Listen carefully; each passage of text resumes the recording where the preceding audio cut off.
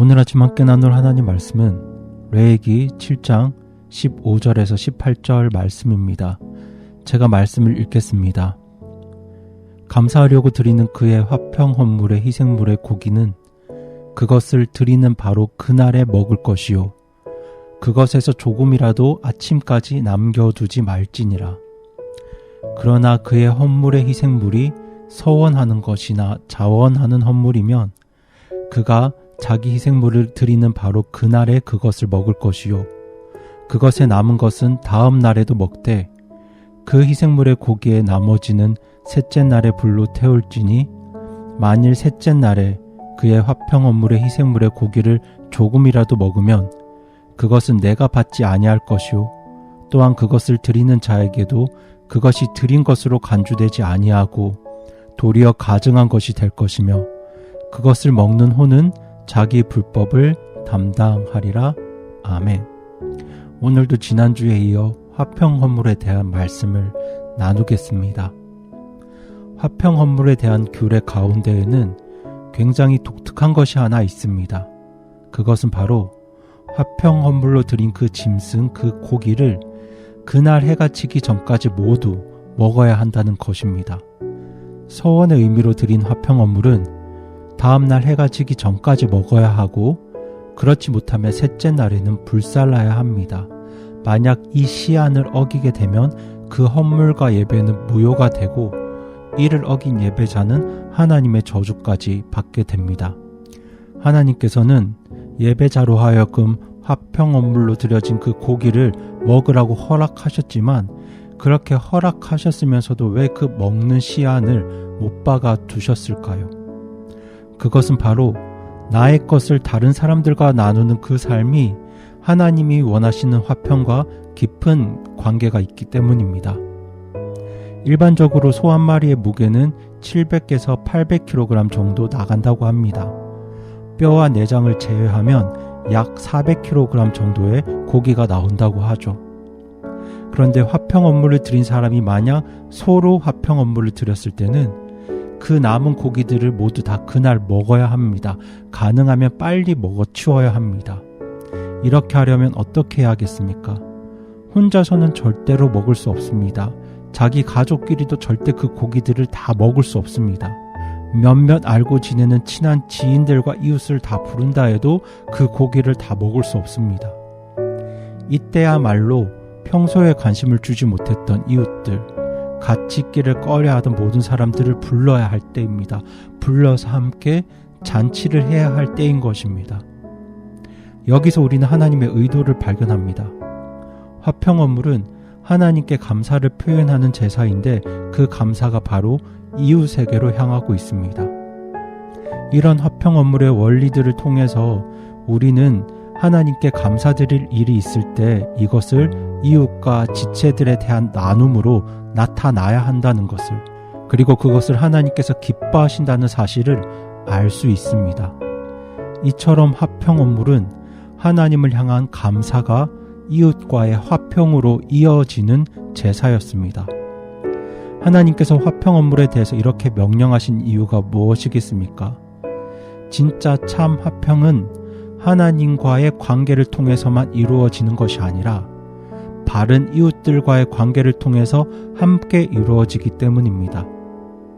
그래서 예수님께서는 율법 중에 가장 큰 명령이 무엇이냐는 한 율법자의 질문에 이렇게 대답을 하셨습니다. 마태복음 22장 37절에서 40절 말씀이죠. 예수님께서 그에게 이르시되 너는 내 마음을 다하고 혼을 다하고 생각을 다하여 주 내 하나님을 사랑하라. 이것이 첫째가는 큰 명령이요 둘째 명령은 그것과 같은 것으로서 너는 내 이웃을 내 자신과 같이 사랑하라 이니라. 모든 율법과 대언자들의 글이 이 두 명령에 매달려 있느니라 하시니라. 아멘. 이처럼 하나님께서는 하나님과의 관계가 사람들과의 관계로 이어지기를 간절히 원하고 계시고 그것이 바로 하나님의 원리입니다. 사실 하나님과의 관계가 올바로 서 있는데 사람들과의 관계가 모두 어긋나는 것은 거의 불가능한 일입니다. 하나님을 정말로 사랑하는 사람은 그 사랑이 반드시 사람들에게로 흘러가게 되어 있습니다. 그 사랑이 이웃들에게로 흘러가거나 지체들에게로 흘러갑니다. 세상에 있는 다른 그 어떤 사람도 제대로 사랑하지 않으면서 하나님을 사랑한다고 고백하는 그 고백은 사실 거짓일 가능성이 매우 큽니다. 그래서 사도 요한은 이렇게 말씀합니다. 요한 1서 4장 20절 말씀에서 이렇게 말씀했죠.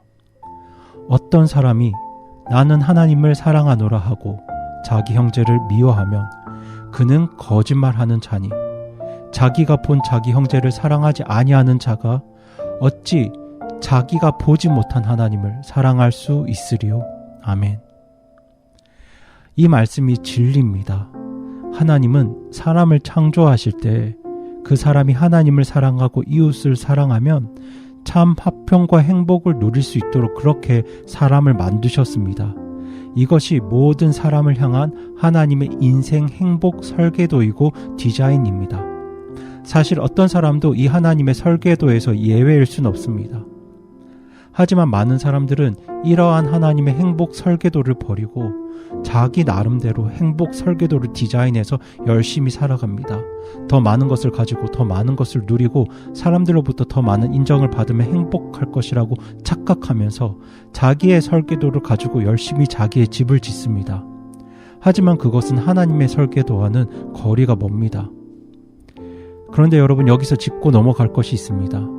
사람을 설계하시고 창조하신 분이 누구십니까? 하나님이십니까? 아니면 사람입니까? 말할 것도 없이 하나님입니다. 그렇다면 사람이 어떻게 인생에서 평안과 행복을 누릴 수 있는가를 가장 정확하게 보여주는 설계도는 누구의 설계도이겠습니까?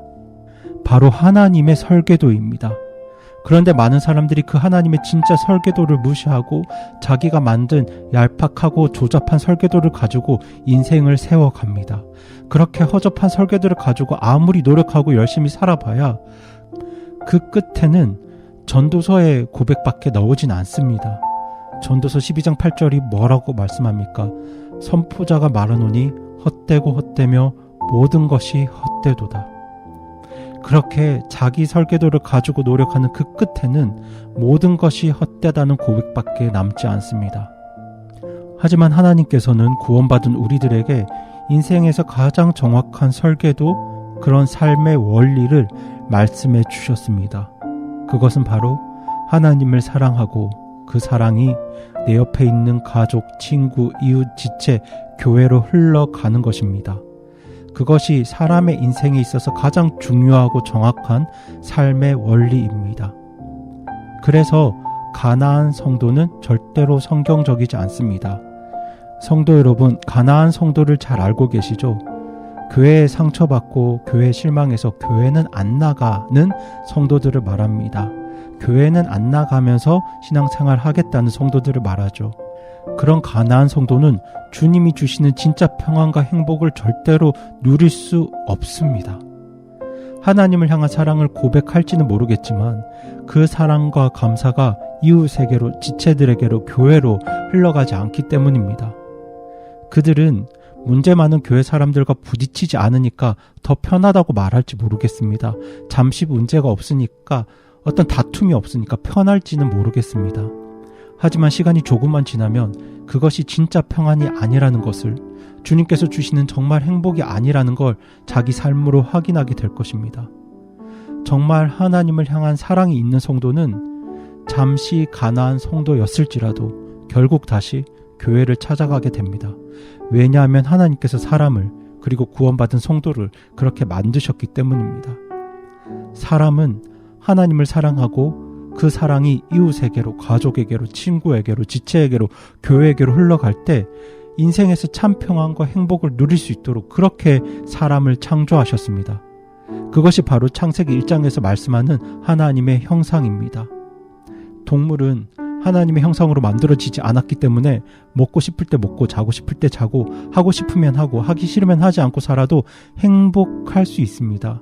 물론 그것이 정말 행복인지 모르겠지만, 하지만 사람은 절대로 그렇게 살 수 없습니다. 사람은 하나님의 형상대로 창조되었습니다. 그래서 사람은 누구든지 돈이 많든 적든, 공부를 많이 했든 적게 했든, 외모가 빼어나든 평범하든 하나님을 사랑하고 이웃을 사랑해야 그 삶에서 인생의 참 평안과 진짜 행복을 누릴 수 있습니다. 그래서 하나님께서는 하나님과의 바른 관계가 이웃과의 바른 관계로 이어지도록 화평 헌물을 통해서 이스라엘 백성들의 삶을 인도하셨습니다. 이를 통해 하나님께서는 이스라엘 백성들이 그 삶에서 진짜 화평을 누리길 원하셨습니다. 그래서 오늘 말씀을 듣는 모든 분들께 권면드립니다. 삶 가운데 하나님께 감사할 만한 특별한 일이 있을 때 교회에 감사헌금을 드리는 건 정말 좋은 일입니다. 그리고 그 감사를 옆에 있는 가족, 친구, 지체, 이웃들과도 나누시길 바랍니다. 그 감사를 내 입술을 통해서 간증으로도 나누시고 하나님께서 축복하신 물질이 있다면 그 물질로도 나누시기 바랍니다. 특별히 힘들고 어려운 지체들이 옆에 있다면 그들에게 나누어 주십시오. 하나님께서 내게 감사한 일들을 허락하셨을 때 그 하나님을 향한 감사를 결코 자기 안에만 가둬두지 마시기 바랍니다. 성도 여러분이 하나님을 향한 감사를 사람들과 나누게 될 때 먼저 하나님께서 영광 받으시고 사람들은 선하신 우리 하나님을 더욱더 선명하게 보게 될 것입니다. 동시에 하나님께서 우리 삶에 바라셨던 진짜 화평이 이 땅에서 저와 여러분의 삶에 충만히 나타날 것이고 그것이 우리를 참 행복으로 인도할 것입니다. 그렇게 하나님께서 명하신 참 화평의 원리가 우리 교회와 또 우리 성도 여러분의 삶에 충만하길 간절히 소망하면서 오늘 나눔을 마칩니다.